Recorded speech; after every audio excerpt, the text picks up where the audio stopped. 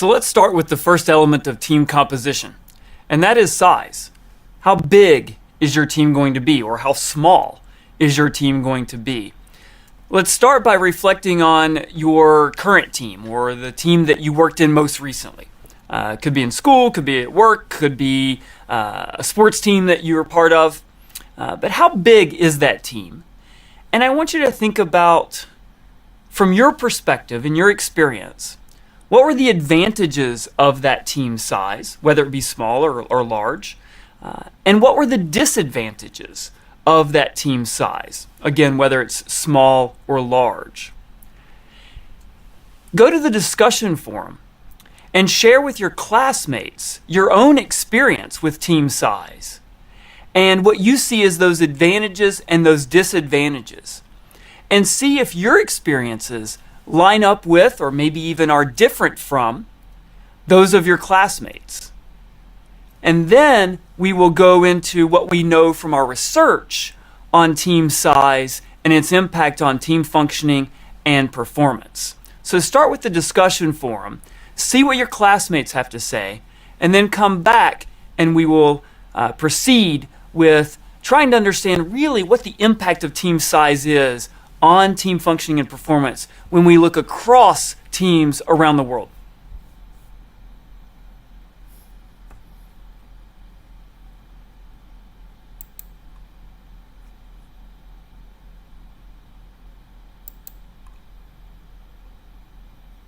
All right, welcome back.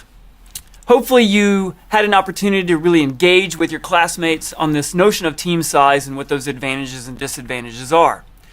So we did a survey a couple of years ago asking managers and executives from around the world, really, on what their intuitions were regarding the benefits and the cost, the disadvantages of team size. And here's what we found. Some people really preferred larger teams, and the explanations that were given were more capabilities. The more people I have, the more capabilities I have in the team to perform the task, or the more resources that we have, whether those resources be information or relationships. But having those more resources, the greater access to resources, the more information, thus the more diverse inputs, thus the more ideas and possible solutions that we might have. So this is the logic or the explanation that was given for people who really preferred to have larger teams in place. But there was an equal set of people that really preferred smaller teams. And their explanation, equally valid, more cohesive. The smaller the team, the more cohesive or bonded, better trust within the team, a higher satisfaction in the team because we can really get to know each other, really rely on one another. A lot of people will articulate that a key benefit of smaller teams is that we can make decisions faster. And if consensus is required, where everybody has to agree, it's a lot easier to reach that consensus when we have a smaller team as opposed to a much larger team. And then the last argument that's often given for preferring smaller teams is that we get more effective individual contribution. In those larger teams, it's easier for people to hide. You'll recall a concept that Maxim talked with you about in the first course that we offered around inspiring and motivating individuals and the impact of social loafing. Well, the impact or the possibility of social loafing is much greater when you have a larger team. But when you have a smaller team, you can really isolate those effective individual contributions. So there are trade-offs. There are pros and cons. Larger teams, smaller teams. And the question I would ask you is, can both of these be true? Are there certain cases where larger teams are preferred? Are there certain situations where smaller teams are preferred? And that's a question I want you to keep in mind as we go forward and revisit in the discussion forum as I expose you to some of the latest research that we've been doing on team size. So a good example of that is this study. This is a study that was published back in 2009, and it really, I think, helps build the business case for why we care about team size. It focuses on innovation and creativity in teams, and it looked at a number of different predictors of innovation in teams across a number of different studies, specifically looking at 24 unique studies, over 1,300 teams from around the world. And what I'm showing you here is the impact that each of these variables had on team innovation. So positive or negative, and then the larger the positive effect, the more beneficial that variable was for predicting team innovation. And the larger negative impact, the worse it was for team innovation. So interestingly, team size, of the variables that were examined as part of this meta-analysis, this study, team size was the number one positive predictor of team innovation, meaning on average, the larger the team, the more innovative the team was. And the impact of team size, that positive impact of team size on innovation, was stronger than job relevant diversity, goal interdependence, so our goals being interdependent, task interdependence, or team longevity, how long we've been together as a team, or even how diverse we are in terms of our backgrounds as individual team members. So again, there is some evidence out there across a number of studies, across many different teams from around the world, that team size has a positive impact on innovation. Now, an important question you have to answer is there a limit? Is there an extreme? Is there a limit to how many people are favorable for innovation? After some point, does the innovation get reduced in the team because there's so many people in the team? And that's a question we'll revisit. Another study that I think is particularly interesting in this regard, related to team size and why we should care and really building the business case for team size, doesn't focus on team performance. It focuses actually on firm performance. And it looks at top management teams, so the C-suite of your organization.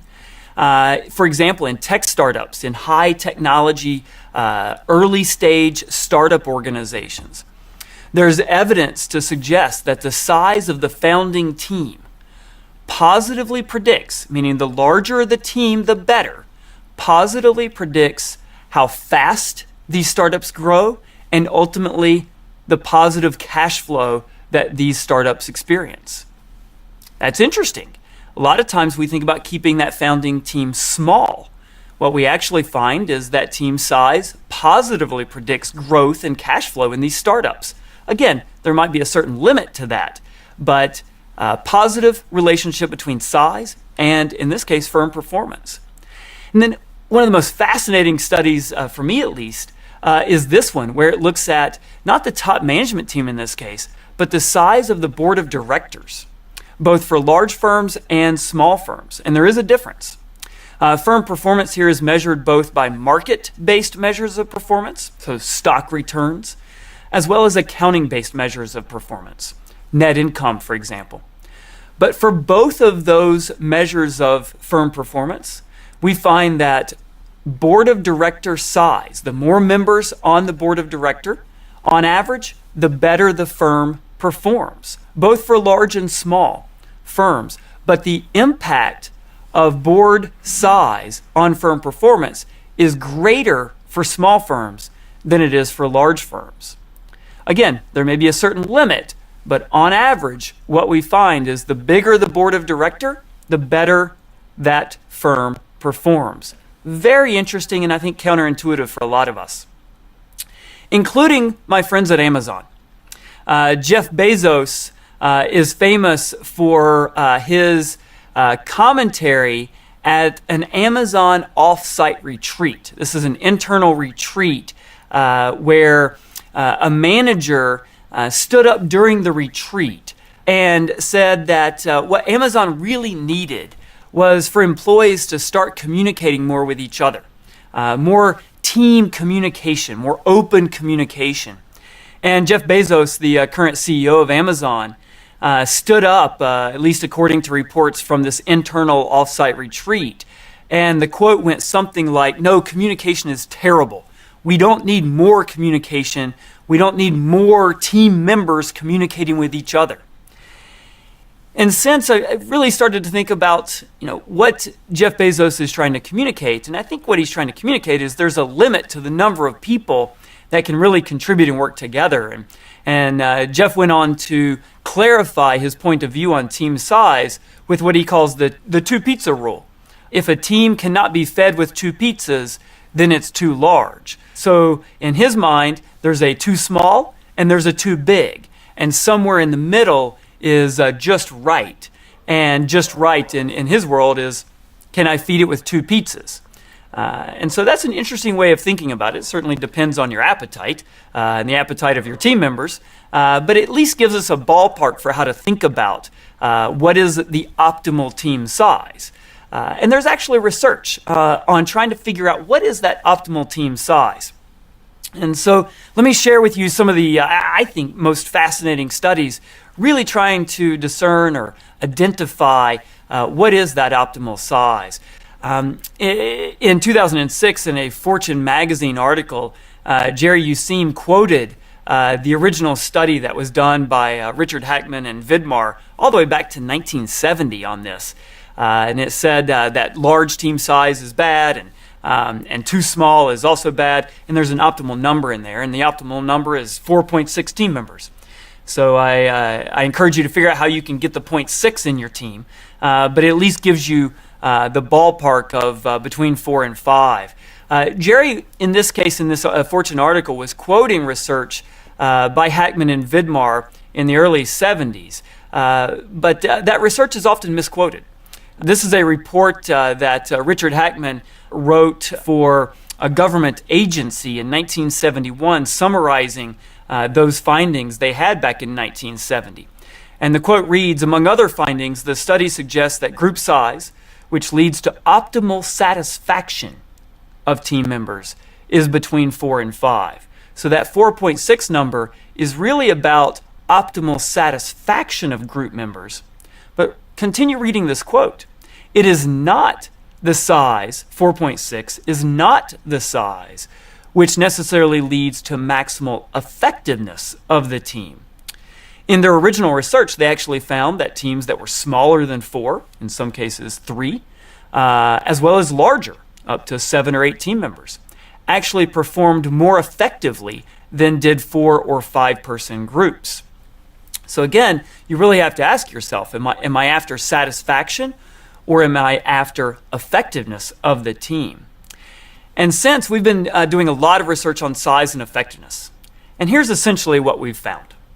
That if you think about team effectiveness on the y-axis, low to high, and you think of team size from 1 to 5, 10, 15, and so on, what we find is a skewed bell curve that looks like what I'm showing you here, where there is an optimal amount, and it's somewhere between 5 and 10. And this ranges across different situations, different environments. When we average it out, what we find is the optimal team size is really between 5 and 10. Anything larger than 10, what we find on average is that teams begin to suffer from increased relationship conflict, process and coordination cost, and social loafing, all things that Maxim will talk more about when we really dive deeper into team processes and dynamics later in the course. But again, between 5 and 10 on average produces that optimal effectiveness. Whether it's 5, whether it's 10, whether it's 4, whether it's 11, 7 or 8, ultimately is going to depend on the task structure, the environment, really what is needed from your team. But for you, when you think about who's on my team and how big should my team be, you want to start by thinking in that 5 to 10 range for your optimal effectiveness. If you're after satisfaction, somewhere smaller, 4 to 5, ultimately delivers the highest level of satisfaction. 5 to 10 on average, the optimal level or the highest level of team effectiveness.